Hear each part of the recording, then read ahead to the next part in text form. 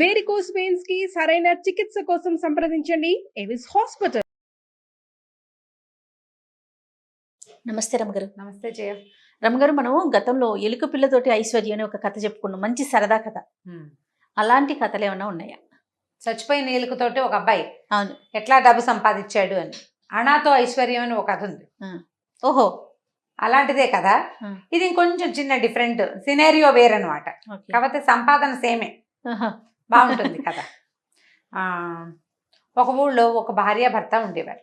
ఆ భర్త పేరు రాములు.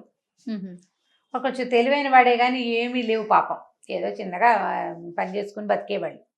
అయితే ఎంతసేపు ఏమంటూ ఉండేవాడంటే, ఒక్క అణా దొరికితే వ్యాపారం చేసి సంపాదిస్తాను, అణా కూడా లేదు మనకనేవాడు. అణాతోటి వ్యాపారం ఎలా చేస్తారు బాబా, భలే చెప్తావు అనేది పెళ్ళం. అయ్యో కాదు, అసలు అణా అయినా పుట్టాలిగా మన బతుక్కి. చూడు ఏదో పని చేస్తున్నాం, అన్నం పెడుతున్నారు, తింటున్నాం. అణా డబ్బులు కూడా లేవు మన దగ్గర. అణాలంటే ఎప్పటి రోజులు ఇవి, పాతకాలపు కథ కదా. అయితే ఏమైంది, వాడు ఇలా అంటుండగా, ఈ రాములు ఇలా అంటున్నప్పుడు ఆ ఊరు ఆ మోతుబరి, వీళ్ళకి ఇతను ఎవరి దగ్గర అయితే పని చేస్తాడో అక్కడ మోతుబరి, ఆ ఇంటి మోతుబరి విన్నాడు. ఏమనుకున్నాడు, ఏమిటో వీడు తెలివి చూద్దాం అని చెప్పి ఏం చేశాడు, ఆ గొడ్ల సావిడి పక్కనే వీళ్ళు గుడిసె, వీళ్ళు అందులో ఉంటారు. ఆ గొడ్ల సావిడి దగ్గర ఒక అణాకాసు పడేసాడు. పడేసేసరికల్లా మర్నాడు పొద్దున్నే, ఇది సాయంకాలం చీకటి మాటం జరిగింది. మర్నాడు పొద్దునే వాకిళ్ళు ఊడుస్తోంది, గొడసావిడి అవి ఊడుస్తుంది భార్య.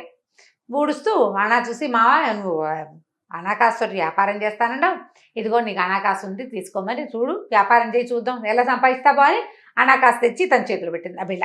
చెప్పేసరికల్లా ఇతను ఏమన్నాడు, మందెందుకైంది, ఇది ఎవరితో అయి ఉంటుందని, అయ్యగారు మీరేమైనా డబ్బులు పడిపోయినాయి జేబులోంచి, అణా దొరికిందండి అని ఆ మోతుబరికి ఇచ్చాడు. ఆయన అన్నాడు, నాది కాదురా, అసలు నా జేబులో చిల్లరే ఉండదు, నేను ఎప్పుడు వేసుకోను, ఎక్కడి నుంచి పడిందో, అయినా నీకు దొరికింది కదా, ఇది నువ్వే నీదే లేరా, వాడుకో అని ఇచ్చాడు. వాడుకోమన్నాడు, చూద్దాం ఏం చేస్తాడు అని. అయితే ఇతను చింకి చాటంత అయింది ఇతని మొహం. బా, మొత్తానికి మన వ్యాపారానికి పెట్టుబడి దొరికింది. ఇప్పుడు ఈ అనాకాసుతో ఏం చేశాడో చూద్దాం. వాళ్ళ ఆవిడ ఇతను ఏం చేస్తాడో చూద్దామని ఉంది. ఈ అనాకాసు పుచ్చుకొని ఒక వడ్డీ వ్యాపారస్తుడి దగ్గరికి వెళ్ళాడు. చిన్నగా ఊళ్ళల్లో అప్పులు ఇచ్చేవాళ్ళు ఉంటారు కదా.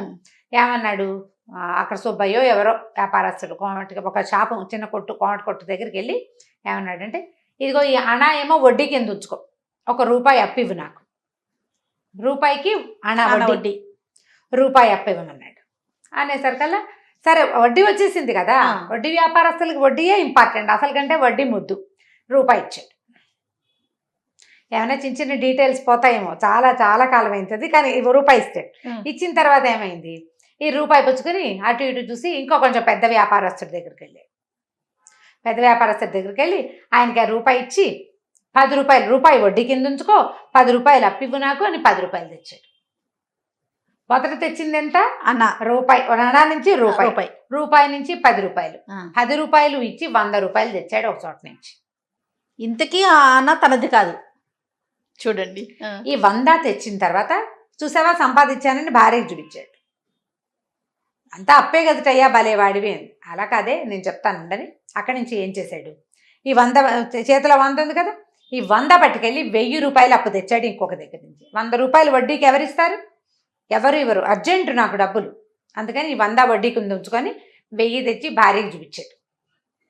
అయినా కూడా ఇదేగా. ఇది తీసుకున్న తర్వాత ఏం చేశాడు, ₹1000 ముందు 100 ఒక చోట తెచ్చాడు, ₹10 ఒక చోట తెచ్చాడు, రూపాయి ఒక చోట తెచ్చాడు, వాళ్ళందరూ అప్పులు తీర్చేశాడు.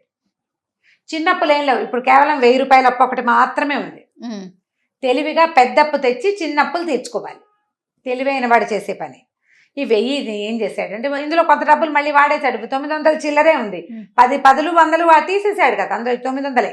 అక్కడి నుంచి ఈ డబ్బులు పుచ్చుకుని వెళ్ళి పక్క ఊళ్ళో ధాన్యం వ్యాపారస్తుడు ఒకటి దగ్గరికి వెళ్ళాడు. ఇంకా కోత మీదే ఉంది. ఉండేసరికల్లా వెళ్ళి ఏమన్నాడు, మొత్తం అంతా నేనే కొంటా, కావాలంటే భయానా ఇదిగో 900 డబ్బులు, రేపు ఇవ్వబోయే డబ్బుకి ముందు భయానా ఎవడిస్తాడు, నువ్వు ఏ వ్యాపారస్తుడికి అమ్మకూడదు, మొత్తం ఇప్పుడు కళ్ళం మీదే నేను కొనేసుకుంటున్నా, నువ్వు ఎంతంటే అంత రేటు, వాళ్ళందరికీ ఎంతకు అమ్ముతావో అంతే, నీకెవరు భయానా ఇవ్వరు, నేను నీకు ఇస్తున్నాను, భయానా డబ్బులు ముందే ఇచ్చేసాడు. ఇచ్చేసేసరికల్లా ఈ కళ్ళాల మీద ఉన్న రైతులు ఎవ్వరూ ధాన్యం వ్యాపారస్తులకు అమ్మల. వాళ్ళంతా ఈ కోతలు అవగానే జనం అంతా వచ్చేసారు కొనుక్కోవడానికి. వ్యాపారస్తులు కళ్ళాల మీదే కదా కొంటారు, కోతలు అప్పుడు కొనరు, కళ్ళాల మీదకి వచ్చాక కొంటారు.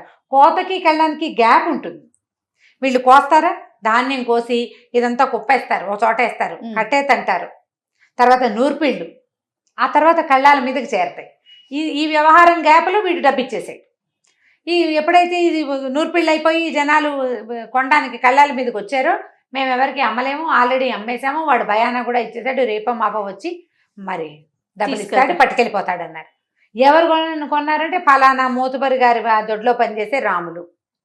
జనాలంతా వీడి కోసం వేటాడడం మొదలుపెట్టారు, వెతికి పట్టుకున్నారు. వీడేదో గొడ్ల దగ్గర పావు చేసుకుని పాలు తీసుకుంటాడు. పట్టుకున్నారు, బాబు నువ్వు పక్క ఊర్లో ఉన్న ధాన్యం అంతా కొనేసావట, మేము మారుబేరానికి అమ్మేవాళ్ళం, ఇక్కడి నుంచే తీసుకెళ్తాం, ఇది నాణ్యమైన వస్తువు, రేటు తక్కువ వస్తుంది, అంతా నువ్వు కొనేసావు, ఎట్లాగా అని గోల పెట్టారు. గోల పెట్టేసరికల్లా అతను ఏమన్నాడు, నాకేం అభ్యంతరం లేదు, నేను మొత్తం కావాలనుకున్నా, కావాలంటే మీ బేరం మీద ఒక 1000 రూపాయలు ఎక్స్ట్రా ఇచ్చి తీసుకెళ్ళండి, అసలు వస్తువు మీద అసలు మామూలుగా మీరు ఎంత కొంటారో దాని మీద ఒక 1000 ఎక్స్ట్రా ఇచ్చి పట్టుకెళ్ళిపోయింది, మొత్తం పట్టుకెళ్ళిపోయింది ఒకేసారి, నాకు అక్కర్లే, నేను ఇంకో చోట ఏర్పరచుకుంటాను అన్నాడు. అనుకునేసరికల్లా ఆశ్చర్యపోయారు జనం అంతా. సరే వాడు ఇచ్చేస్తానంటున్నాడు, ఇప్పుడు ఒక్క మనిషి 1000 ఎక్స్ట్రా ఇవ్వాలంటే ఎక్కువ, 10 మంది మీద ఏమి ఎక్కువ, వాళ్ళకి పడేది ఏముంది, 10 బస్తాలు కొనేవాడికి 1000 రూపాయలకి ఇంకో 100-1100 అయితే పెద్ద ఇబ్బంది లేదు, 2000 అయితే బరువు. సరే వాళ్ళంతా ధాన్యం కొనేసుకున్నారు. ఇతనికి తను ఆల్రెడీ పెట్టిన డబ్బులు కాకుండా ఒక 1000 ఎక్స్ట్రా వచ్చేసింది. పాతప్పులు తీరిపోయినాయి. 1000 రూపాయలు 900 ఒకళ్ళ దగ్గర నుంచి 1000 రూపాయలు తెచ్చాడు కదా, ఆ 1000 తీరిపోగా 1000 రూపాయలు మిగిలింది.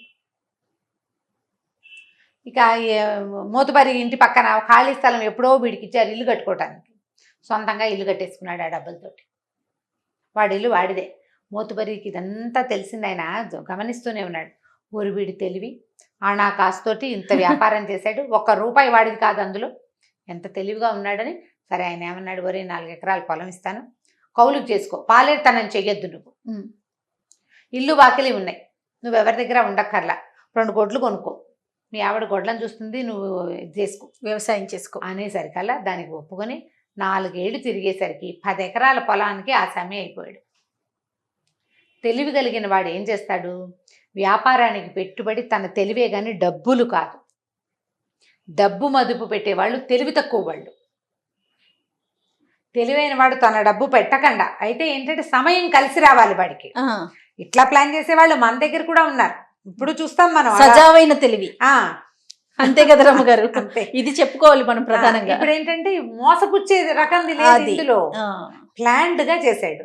ఇప్పుడు మన దగ్గర ఉన్నారు కాబట్టి కాలం కలిసి రావటం అనేది ఒక చిన్న ఫ్యాక్టర్ ఉంటుంది ప్రతి వాళ్ళకి. అవునండి, కాలం కలిసి వస్తే సరిపోతుంది, కలిసి వస్తుందా రాదా అనేది ఇక్కడెక్కడో ఉంటుంది గీత ఒకటి రాసి. చదువుకోలేం కదా మనం, మన ఫేట్ని ఫాలో అవ్వాలి. కాకపోతే రూపాయి పెట్టుబడి పెట్టకుండా 10 రూపాయలు సంపాదించడం ఎట్లా అనేది ఆలోచించి చేయాలి. చూడండి, అనాతో లక్షాధికారి అయిపోయాడు. అది చాలా బాగుంది రమ్మ గారు. రైట్ అండి, ఇంకొక స్టోరీతో కలుద్దాం. నమస్తే అండి. నమస్తే చేయండి. ఈ వీడియో కనుక మీకు నచ్చినట్లయితే లైక్ చేయండి, షేర్ చేయండి. మరిన్ని వీడియోస్ కోసం మా ఛానల్ని సబ్స్క్రైబ్ చేసుకోండి.